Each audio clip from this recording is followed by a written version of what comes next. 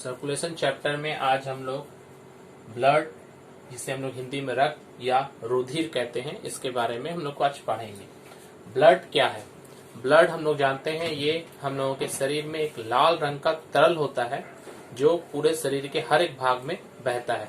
चूंकि ये शरीर के हर एक भाग को एक दूसरे से कनेक्ट करता है, इसलिए इसे हम लोग संयोजी उत्तक कहते हैं। और ये तरल है, इसलिए इसे हम लोग तरल संयोजी उत्तक कहेंगे। तरल संयोजी उत्तक ये एकमात्र तरल संयोजी उत्तक है। इसके अलावा एक और हम लोग पढ़ेंगे लसिका या लिम्फ, वो भी तरल संयोजी उत्तक है। मतलब मुख्य रूप से जो तरल संयोजी उत्तक कहा जाए तो रक्त को ही कहा जाता है, और ये लाल रंग का होता है। इसका पीएच मान जो है वो 7.4 होता है। 7.4 हम जानते हैं पीएच स्केल जो होता है वो 0 से लेके 14 तक होता है। तो 0 से 14 तक जो बीच में है वो 7 है। 7 न्यूट्रल होता है। तो 7 से थोड़ा ज्यादा होने पर उसे हम लोग क्षार कहेंगे।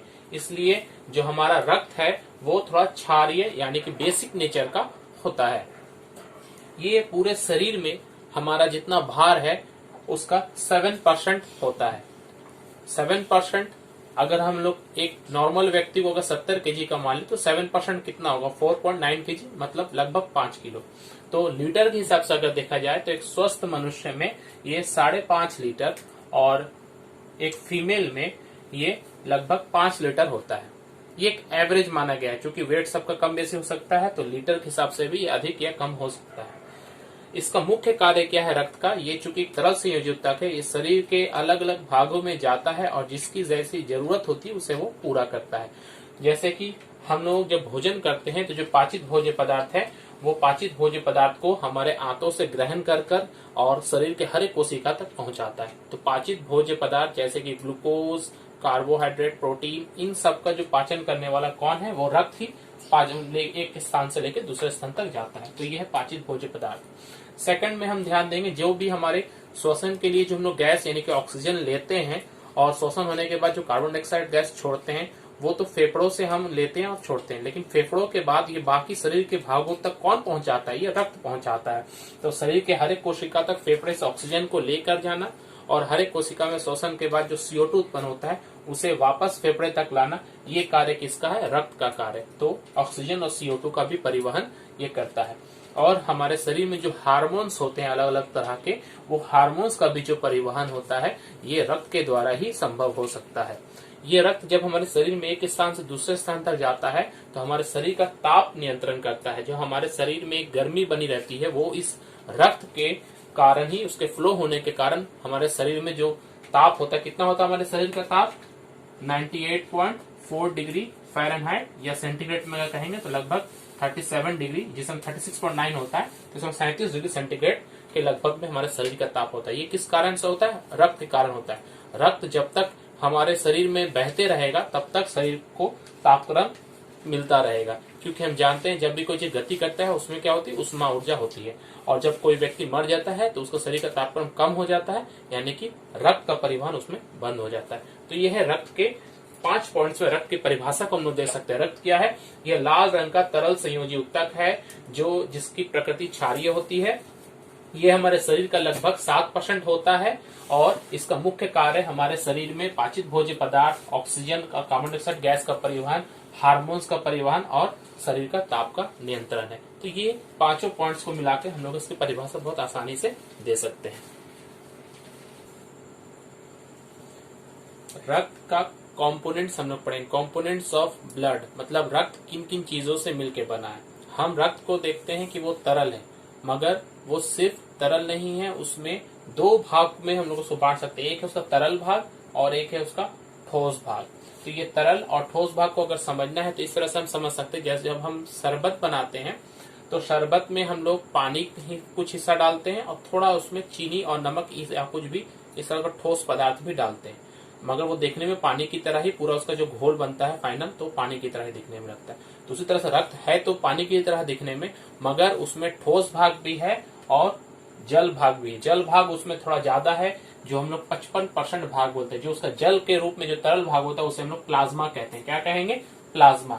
ये प्लाज्मा जो है ये थोड़ा हल्के पीले रंग का होता है। रक्त होता है लाल रंग का, मगर वो प्लाज्मा जो वो हल्के पीले रंग का होता है, उसमें तो लाल रंग हम लोग किसके वजह से देखने को मिलता है? रक्त कणिकाओं के वजह से। रक्त कणिकाएं या रुधिराणु, ये बाकी हम लोग उसके बाद पढ़ेंगे जो 45% है, ये और कितने भागों में बांटा जा सकता है। पहले हम लोग प्लाज्मा को पढ़ ले। ये प्लाज्मा क्या है? ये हल्के पीले रंग का एक तरल पदार्थ है। ये कह सकते हैं रक्त का निर्जीव भाग है। ये निर्जीव भाग है और ये सजीव भाग है। तो निर्जीव भाग में हम लोग देखते हैं जो प्लाज्मा है, अब वो प्लाज्मा में भी मुख्य हिस्सा जल है। 92% प्योर जल, जो हम लोग जल जानते हैं वो जल है, और बाकी का 8% उसमें जो पाचित भोज्य पदार्थ जैसे ग्लूकोज, एमिनो एसिड, इस तरह के पदार्थ उसमें घुले रहते हैं। तो प्लाज्मा का 92% जल और 8% ग्लूकोज या एमिनो एसिड्स है। ये जो प्लाज्मा है यही बहता है, और रक्त के जितने भी जो फंक्शंस है, चाहे वो गैसों का परिवहन करना हो या जो भी हो, वो इसी के द्वारा होता है। तो पाचित भोज्य पदार्थों को परिवहन करना, हार्मोन्स का परिवहन करना, वो कौन एक जगह दूसरे का लेके जा सकता है? प्लाज्मा।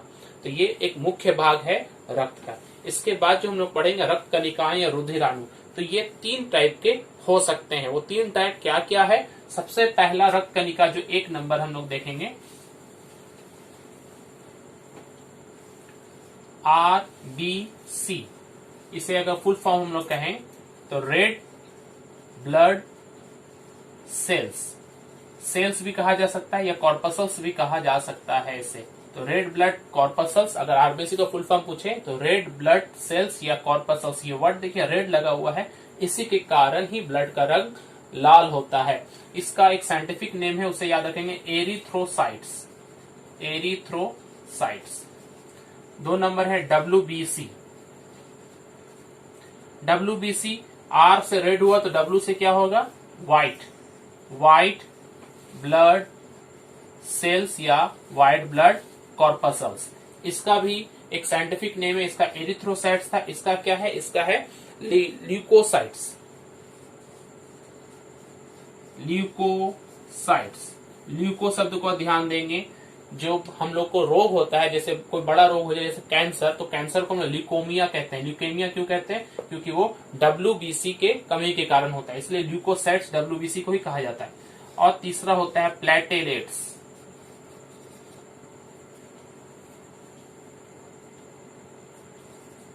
प्लेटेलेट्स का दूसरा नाम, साइंटिफिक नेम है थ्रोम्बोसाइट्स। इन तीनों का अपना अपना कार्य है। इन तीनों के बारे में डिटेल्स में हम लोग अभी नेक्स्ट में इसमें पढ़ रहे हैं।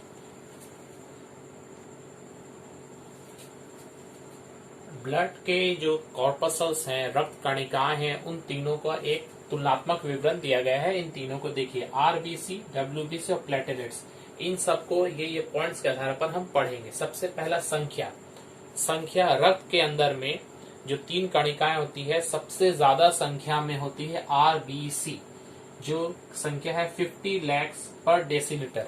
मतलब अगर हम 1 डेसीलीटर थोड़ा सा अगर हम ब्लड लेते हैं तो उसमें 50 लाख संख्या में होंगे RBC, जिसे हम लोग 50 लाख को 5 मिलियंस कहते हैं, क्योंकि 1 मिलियंस में 10 लाख होते हैं। तो ये संख्या याद रखिएगा, किसी कभी एग्जाम में अगर MCQ में 5 मिलियन दे या 50 लाख दे, दोनों सेम है। WBC की संख्या प्रति डेसीलीटर अगर देखें तो 5 से लेकर 8,000 है, किसी किसी बुक में 10,000 भी दिया गया है। तो ये घटते बढ़ता भी रहता है। अब प्लेटेलेट्स की संख्या जो है ये 2.5 लाख से लेकर 5 लाख पर डेसीलीटर तक होती है। तो यहाँ पर हम देख रहे हैं सबसे ज्यादा WBC है और सबसे कम क्या है? यहाँ पर RBC है और सबसे कम क्या है? WBC है। और इन तीनों को अगर हम लोग देखें इनकी आकृति और आकार के हिसाब से, तब हम क्या देखेंगे? RBC जो होती है, ये आकृति जो इसका शेप होता है वो बाई कॉन्केव डिस्क के जैसा होता है। डिस्क कहने का मतलब है एक जैसे सीडी के डिस्क हम लोग देखते हैं वैसा, मगर वो चपटा नहीं होगा, वो थोड़ा फूला हुआ रहेगा, बीच में थोड़ा दबा हुआ और किनारे उसका फूला हुआ रहेगा। तो ये है बाई कॉन्केव डिस्क। इसी तरह से प्लेटेलेट्स को अगर देख ले तो ये बाई कॉन्वेक्स होती है, अंडाकार शेप में होती है। और WBC का कोई अपना निश्चित आकार नहीं होता, ये अलग अलग आकार की हो सकती है, इसलिए देखिए यहाँ अनियमित लिखा गया है।